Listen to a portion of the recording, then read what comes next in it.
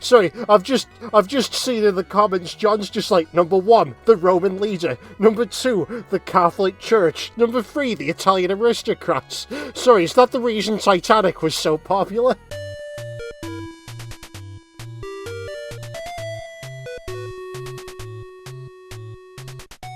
So it's a Castlevania game, which instead of being set in Transylvania, it's set in the entirety of Europe in 1917. The entirety of Europe? Yes. Like, okay, this game exists for the stupidest fucking reason. I have to explain this before we get started. Because, this game exists specifically to be a sequel to the Dracula novel. But Dracula already had a sequel, didn't it? Oh wait, it had a prequel. No, like, this game exists specifically to be a sequel to the Dracula novel to tie it into the Castlevania continuity. Mad. Yeah. So, like, the main character of this is John Morris, who's the son of Quincy Morris, who killed Dracula at the end of the original Bram Stoker novel. And, like, the explanation they use is that they're, like, distantly related to the Belmonts. This game is fucking stupid and I love it. Anyway, let's go off to Romania, Reese. The ruins of Castle Dracula. Oh, goody.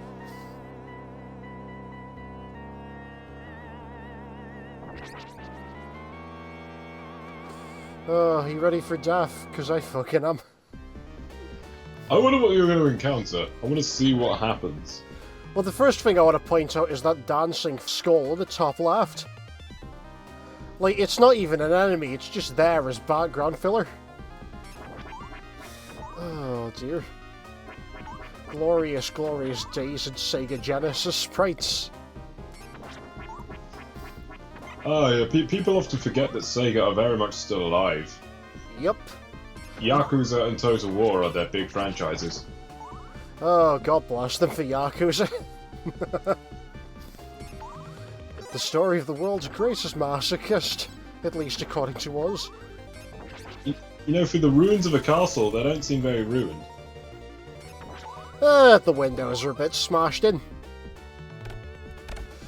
It's Dracula's castle. It can't afford to be too ruined, otherwise they'll never, like, be able to hire film crews to come out there. Well, you wouldn't go up to Castle Dracula if I were you, sir.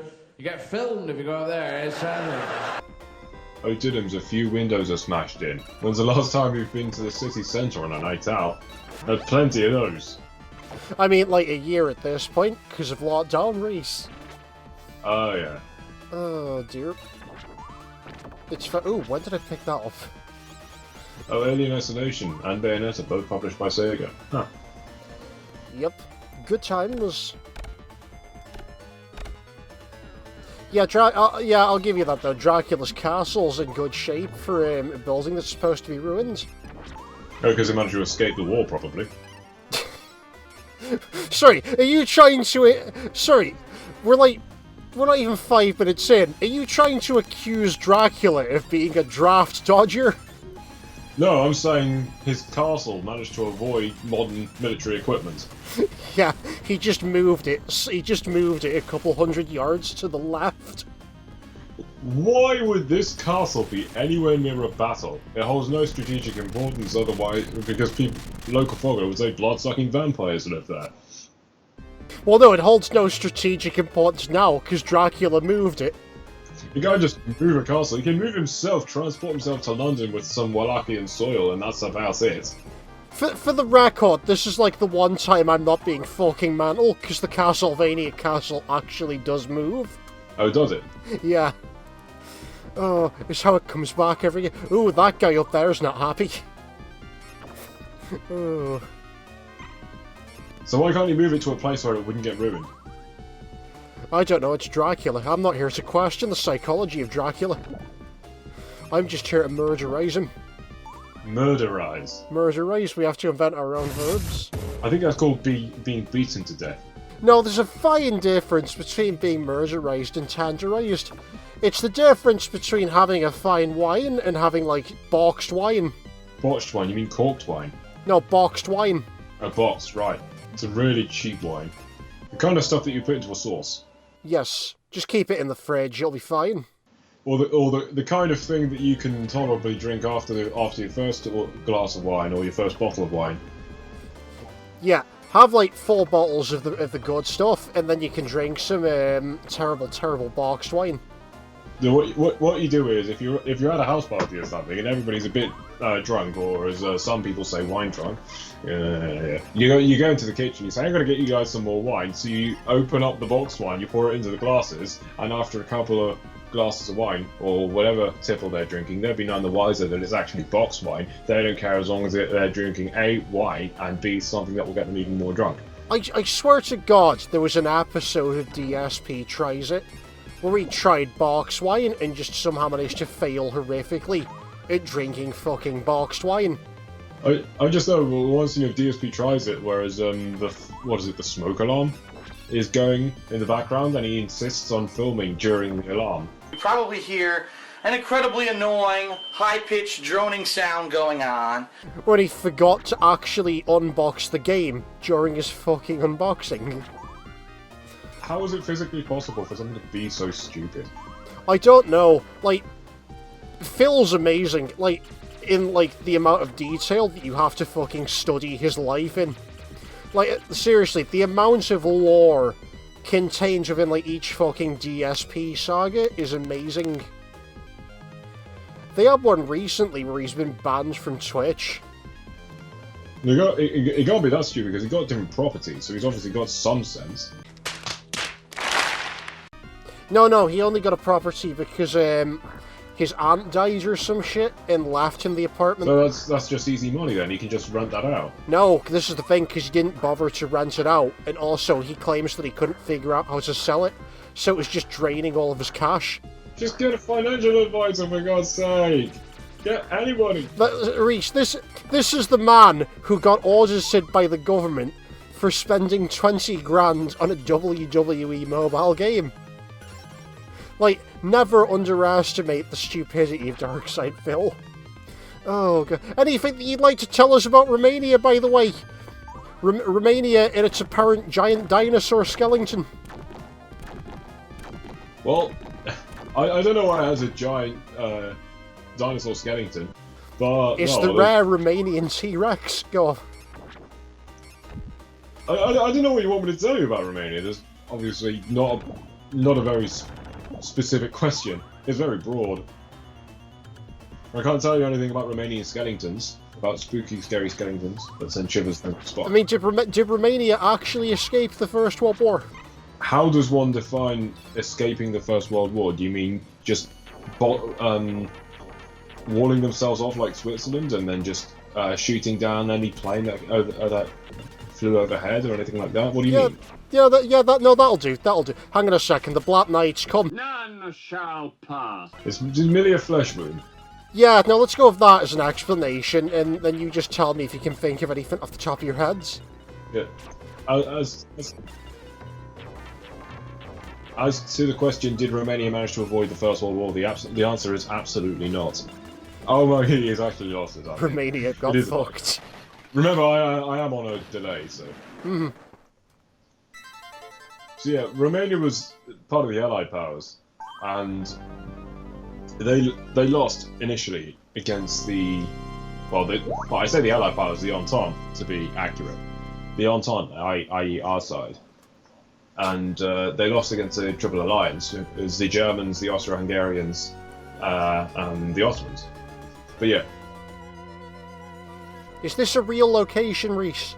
Atlantis Shrine, Greece. Is that in Corinth? You tell me.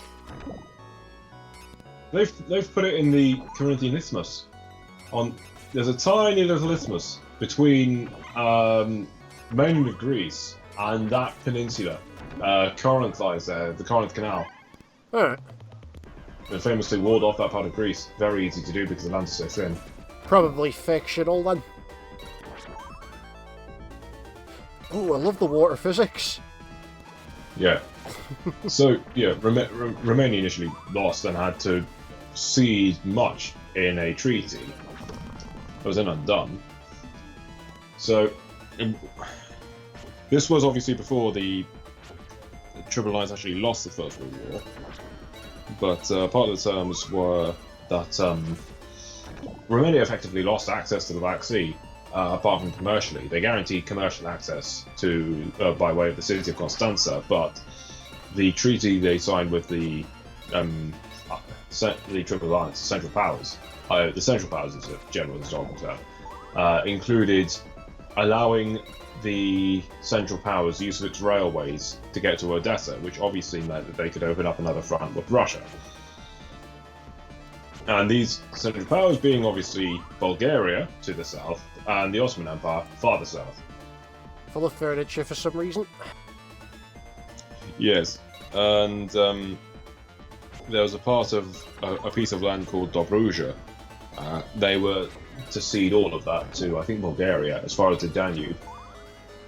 It's a piece of land on the coast where Constanza is, but they would be allowed to keep Constanza as a main commercial artery. Yeah, it was quite a bad treaty, but then, of course, at the end of the First World War, the Central Powers lost, and then there was the famous Treaty of Trianon. I don't know if you've ever heard of it. Nope. So can we just appreciate the fact that there's just this random wizard flooding Atlantis? What the fuck's going on there? The Treaty of Trianon is to Hungary what the Treaty of Versailles was to Germany. Ah, okay. They lost 2/3 of all land, all Hungarian territory, 2/3 of it they lost. Mm-hmm. Hungary was it was just devastatingly gutted and reduced to a shell of its former territory. Hell Priest, they're after the Elgin marbles. This is Romania we're talking about. No, we're in Hungary. Greece now. Oh yeah, right. This large man wants the Elgin marbles from me. Fuck. Sorry, carry on. At this point, I think the marbles were taken in living memory. At this point, I think we're fighting the marbles' living memory. At this point, I say you've lost your marbles. Oh, definitely. That would imply I have marbles to begin with. Yeah, so all of Transylvania went from Hungary to Romania, and they have it. The Romanians have Transylvania to this day. I wonder what the cost of shipping was for them. Why? Why the cost of shipping? Well, because you just said they had to give up Transylvania and it went over to Hungary. It's just a case of redrawing a bloody map. I'm being literal here, Reese. That's the joke. Right. Okay. Yeah, a large point of the land went to Czechoslovakia. Huge part of it went to the new country carved out of the Balkans called the Kingdom of Serbs, Croats, and Slovenes. That was its title. Later to be called, of course, Yugoslavia. Mm-hmm. So yeah, Croatia was owned by the Hungarians. So they lost that, and by losing that, they lost the coast. And Hungary even lost some land to, of all countries, Austria. Even though they lost the war, Austria gained territory from Hungary. Makes sense. No, it fucking doesn't. Of course it doesn't. But yeah, Romania and Hungary have a rivalry, shall we say. Historical disagreements. Putting it lightly. Yeah. Don't confuse Budapest and Bucharest. Yeah, never want to make that mistake again. I knew a few Romanians, and I saw one meme which was how to annoy countries in Europe in one sentence, and the one for Romania was Romania is such a great country, I love Budapest, which is obviously the capital of Hungary. Sounds about right. So I showed him that, and he's clued up on memes, so he saw the funny side. But yeah, don't make that mistake.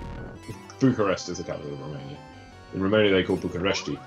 Because they can afford the extra Lazarus. Yeah, interestingly enough, the language was only fairly recently written in the Latin script. Quite some time it was written in Cyrillic, but then they changed it to Latin script because obviously it is a Latin language, it's a Romance language, and to better reflect its heritage and the whole culture of the Romanian language, they wrote it in the Latin script, with new diacritics to reflect sounds in Romanian, and they got linguists from all over the world to sort of standardize the writing. Mm-hmm. And then when you see some of the basic words, you can tell that they're Latinate. Although Romania obviously uses some Slavic words in its basic vocabulary. For example, their word for yes, da, which you'll find in Russian and Bulgarian, I believe.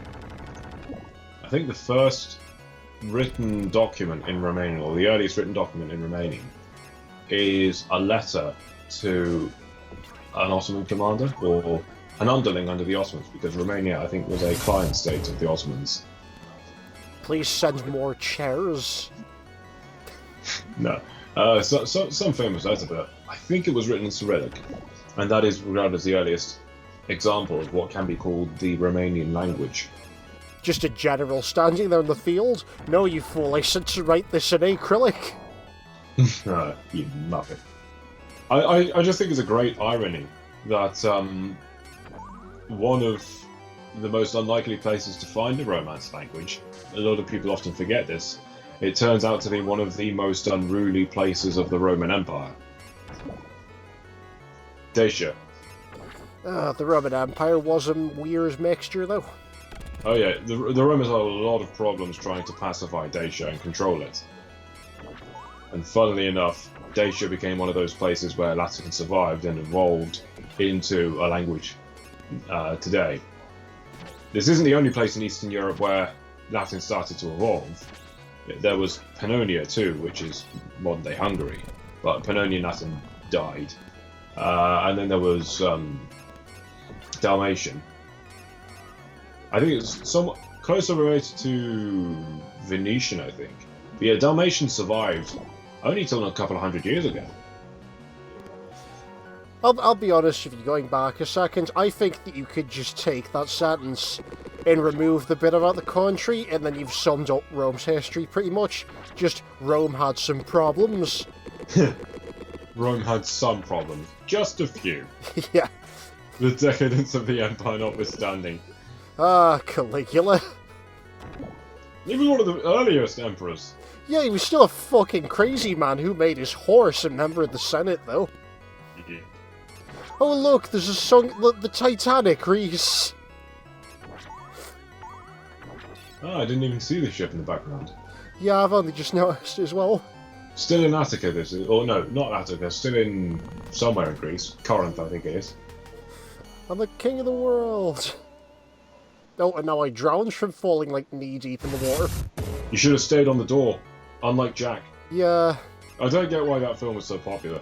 I think it's literally just the special effects. People say it's a really sad film, so I eventually, I don't know when I did, but I eventually watched it. I thought, what's all the fuss about? Sorry, I've just seen in the comments, John's just like, number 1, the Roman leader. Number 2, the Catholic Church. Number 3, the Italian aristocrats. Sorry, is that the reason Titanic was so popular? Just the entire Catholic Church bought tickets on the opening weekend, Reese. Oh. The Catholic Church did not go down with the Titanic. He's very popular with the Pope. Like, they sit and just reminisce about the Great Flood. I don't think it was even kind of flood, to be honest. Oh, dear. No, it's fine. I know that John's talking about the Roman Empire. Still, what the fuck is this? Oh. I don't even know. No fucking monster I ever seen before. Looks like a Geth from Mass Effect. If you say so. Oh, there we go. Go for the fucking eyes. Go for the glory bit. Yeah, hit the giant glowing fuck me light on his eyeball. What is it with you and fuck me lights? You've said this before, and I've mentioned this to you It's before. a big glowing light, and they're fucked when you hit it. Think about it. I worry about you sometimes. The implications of the turn of phrase "fuck me" lights. That reminds me, there's a KFC sign that I have to drive you out to see. By the way, do you remember that McDonald's advert where the guy was giving the burger the fuck eyes? No. How the hell do you get from "fuck me" lights to KFC? Look, Reese, I have very crippling ADHD. Just stick with me for a second. There's a KFC sign that I have to drive you out to. Like, this woman's just, like, eating KFC in what's supposed to be seductive while giving a bargain bucket the fuck eyes. Like, I want to know who approved this advert, Reese. Oh, also, we're off to the Leaning Tower of Pisa. That's not where Pisa is!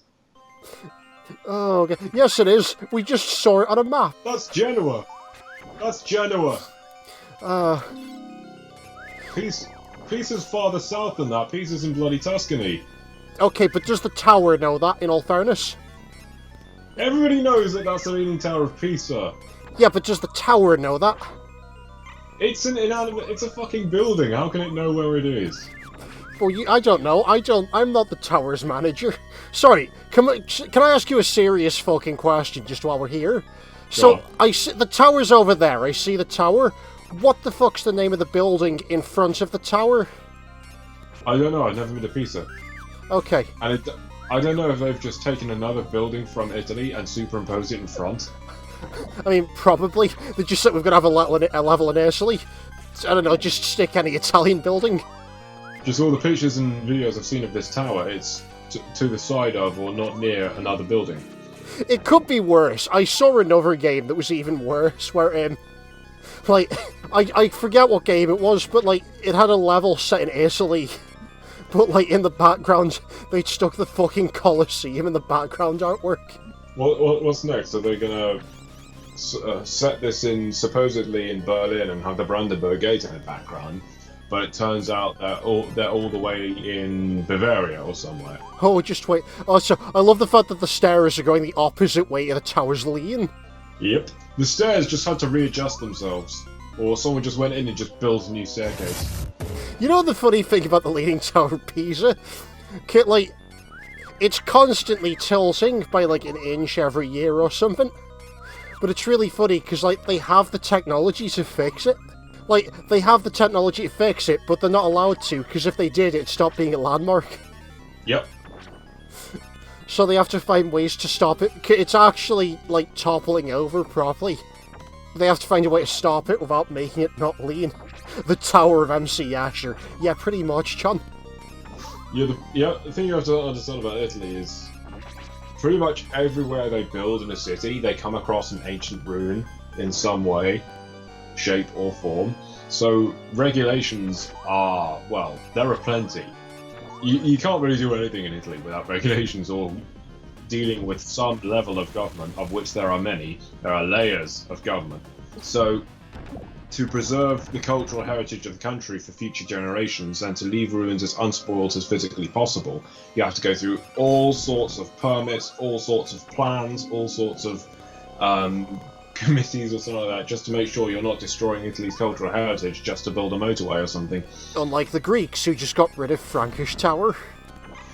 Yeah, that's not ancient in their history though, so that's how they justified it. I mean, it stood for about 400 years, but Frankish towers are Frankish obviously being foreign, i.e. Venetian or otherwise European, because the Turks were stripping lead or some other metal from the Parthenon. Can we just appreciate the background? Go home, Leaning Tower. You're drunk. So suddenly this turned into one of these skyscrapers in China. Go home, Leaning Tower. You're drunk as shit. Because they built towers that sway in the wind. Oh, just like an Italian dignitary has to, like, shuffle the Leaning Tower of Pisa into a taxi so it can show up for work sober the next day. What are you on about? I don't know! You saw that though, the tower was swaying in the background. Yeah. Not supposed to do that, obviously. Oh god, maybe one day they just turn it into the... Like, they install a pivot in the bottom of the tower and then, like, jack it to the side at noon. There's a conundrum for the Italians, obviously, because Pisa, it is a huge landmark and it generates a lot of revenue for the state. And obviously, once you're in Pisa, you're spending money in the area, then you're flying into the airport, you spend the night in hotels, you're going to restaurants. And then you're flying outside the tower on floating platforms. It's no wonder the tower's leaning, it's holding up the weight of fucking hell, Reese. So, the money spent on renovating it versus the money they get with revenue, it's a no-brainer. However, they have to deal with it at some point. And then, of course, you have, like, fucking dumbass tourists who are always doing the same fucking picture. You know the Venetians don't like tourists. Yep. Because they've been buying up so many properties for Airbnb and then renting them out so tourist central. So properties high demand, and Venetians find it expensive to live in Venice itself, so they have to live outside of the city and commute in. And I think there's one or two main arteries into the city centre, so it's just a swarming mass of people to get into the main piazzas in the centre of Venice. It's like living in London. The rent's too fucking high. Oh, it's worse.